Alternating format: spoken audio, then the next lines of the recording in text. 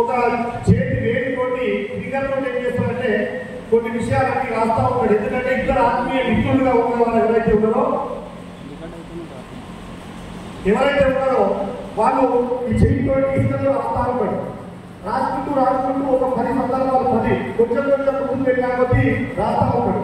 ఇంకొక అతని మిత్రుడు ఎవరైతే ప్రాణమిత్రులుగా అత్యంత దగ్గర మిత్రులుగా ఉన్నారో రమేష్ అయితే అదే చెప్తున్నాడు, నా గురించే చెప్తున్నవాడు రమేష్. అయితే రమేష్ నీ గురించే చెప్తున్నాను.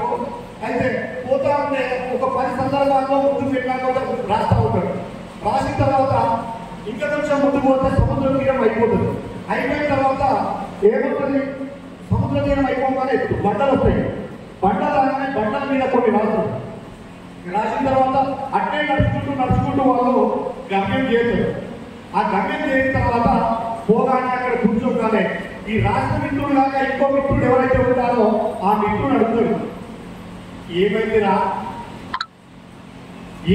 నా వల్ల మనం ఇంత క్లోజ్ ఫ్రెండ్స్ ప్రాణ స్నేహితులం అని చెప్పి మనం ఏదైతే చదువుకున్నప్పటి నుండి బాల్య స్నేహితులుగా ఉన్నామో, నేను నా వల్ల జరిగిన బాధలన్నీ నీ మనసులో పెట్టుకుని ఆ బాధలన్నేమో అక్కడ ఇసుకలో రాశావు. ఈ ఎవరైతే నా వల్ల సంతోషించావో, నేను నీ పక్కన ఉన్నప్పుడు నీకు ఏదైతే ఉత్సాహాన్ని ఇచ్చి సంతోషాన్ని ఇచ్చిందో అవన్నీ బండ మీద రాశావు. ఎందుకు రాదని ఆ మిత్రుడు అప్పుడు అడగడం జరిగింది. అడిగితే ఈ మిత్రుడు అప్పుడు ఏం చెప్పడం జరిగిందంటే, మనము జీవిత ప్రయాణంలో ఏదైతే తెలియకుండా ఏదో ఆలోచన విధానంతో కొన్ని మన మధ్యలో మనస్పర్ధలు, చెడు అభిప్రాయాలు, మనస్పర్ధలు వచ్చినవి. ఆ వచ్చినవన్నీ కూడా నేను ఇక్కడ ఇసుకలో రాశాను. రేపు సముద్ర తీరం ఏదైనా గట్టిగా వచ్చి అలా వస్తే అవన్నీ కొట్టుకపోతాయి. కానీ బండ మీద ఉన్న మన మంచిని మాత్రం ఎప్పటికీ అక్కడ ఉంటుంది. ఇది మన జీవితంలో చిరస్థాయి కనిపిస్తుంది. ఇది రేపు రాబోయే మనము మార్గదర్శకులుగా ఉండాలి. మనకంటే చిన్న వాళ్ళకు కూడా ఇది ఒక స్ఫూర్తి కావాలి. వాళ్ళ జీవితం మీద పనిచేయాలని చెప్పి ఆ మిత్రుడు చెప్తాడు. అప్పుడు ఈ మిత్రుడు చాలా సంతోషించి, అరే దీనివల్ల ఇంత దీనికోసం ఇలా రాశారు అని చెప్పి చాలా సంతోషిస్తూ ఉంటాడు. నేను ఈ విషయం గురించి చెప్పాలంటే ఈ 35 సంవత్సరాల మన బాల్య స్నేహిత జీవితంలో ఎన్నో సందర్భాలు, ఎన్నో అవసరాలు, ఎన్నో చిన్న మనస్పర్ధలు, పరిస్థితులను బట్టి ఎన్నో మనస్పర్ధలు వస్తే ఆ పని కూడా నామమాత్రంగానే అవి చూసేసుకుంటే పోయేవి. రేపు మనకంటే చిన్నగా, మనకంటే పై వాళ్ళు ఎవరైతే 99 బ్యాచ్ కంటే ముందు వాళ్ళు ఎవరైతే ఉన్నారో ఎవరు కూడా 100 మంది దాటలే. దుగ్గడ జిల్లా పరిషత్ ఉన్నత పాఠశాలలో ఎవరు కూడా 100 మంది దాటలే. కానీ నేడు మనకు 100కు పైన స్టూడెంట్స్తో మనతోటే ఆ స్కూల్కు ఒక అర్థం వచ్చింది, ఒక కళ వచ్చింది. దాని విధంగానే మనం అందరం కూడా ఆదర్శంగా ఉండాల్సినటువంటి మనకు విద్య నేర్పిన గురువులను ఆదర్శంగా తీసుకొని మనము మనతో మన పిల్లలను కానీ, మనతో ఉన్నటువంటి ఇంకా మనకంటే జూనియర్లను కానీ మనకు ఆదర్శంగా ఉండాల్సిన అవసరం ఉందని చెప్పి తెలియజేస్తా ఉన్నాను. అలాగే మిత్రులారా, ఇంకో మాట, 10వ తరగతి వరకు ఉన్నటువంటి స్నేహం ప్రాణం ప్రయత్నం వరకు ఉంటుంది.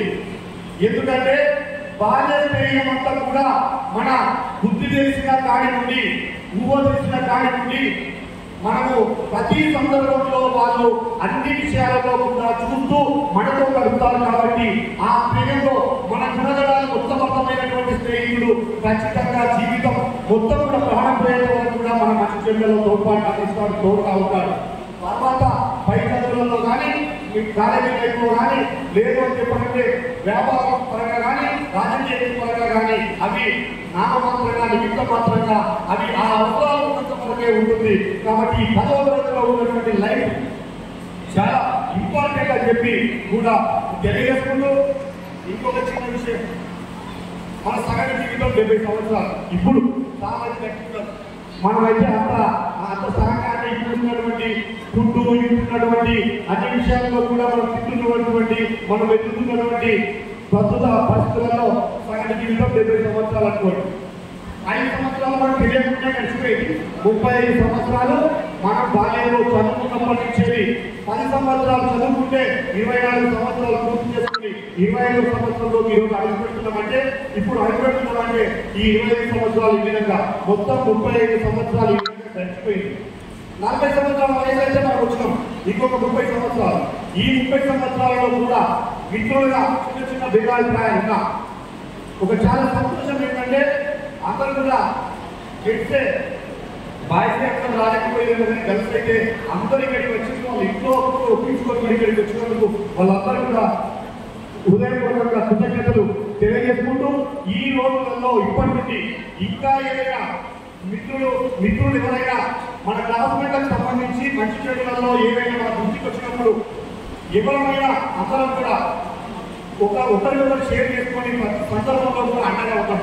ఇప్పుడు కూడా అన్ని విషయాల్లో కూడా ఇంకా కలిసి ఇదే విధంగా ఉండాలని చెప్పి కోరుకుంటూ ఇక మనం ఇంకొక చిన్న విషయం, ఇప్పుడు మనమైతే అప్పుడు తల్లిదండ్రుల మనము బడికి పంపాలన్నా కాలేజీకి పంపాలన్నా తల్లిదండ్రుల ఆలోచన విధానం ఉండేది. కానీ నేడు పోటీ ప్రపంచం మా అంటే మనం పిల్లల చదువులను పెట్టేటువంటి డబ్బులు ఒక రియల్ ఒక ప్లాట్ 10 లక్షలు 20 లక్షలు 30 లక్షలు సంపాదించవచ్చు. కానీ ఆ పిల్లల భవిష్యత్తు వాళ్ళ పిల్లల భవిష్యత్తు కూడా బాగుండాలంటే ఖచ్చితంగా మన పిల్లలకు చదువు అనేది ఖచ్చితంగా ఇంపార్టెంట్. ప్రతి విషయంలో కూడా పిల్లలకు ఏదైతే ఇంట్రెస్ట్ ఉంటుందో వాళ్ళ మనసు మనం అర్థం చేసుకొని వాళ్ళను ఆ చదువులో ముందుకు పోయే విధంగా ఖచ్చితంగా మనం పాటించి వాళ్ళని ప్రయోజనంగా చేయాలని చెప్పి కూడా నేను మనస్ఫూర్తిగా కోరుకుంటా ఉన్నాను. ఇంకొక మాట కూడా, ఇప్పుడు ఎట్టి పరిస్థితులలో ఎన్ని ఆర్థికంగా ఎంత ఉన్నా ఎన్ని రకాలుగా ఎంత ఉన్నా సారి మేడం తీసుకునేది ఒక చదువు మాత్రమే సాధ్యమవుతుంది. కాబట్టి ఖచ్చితంగా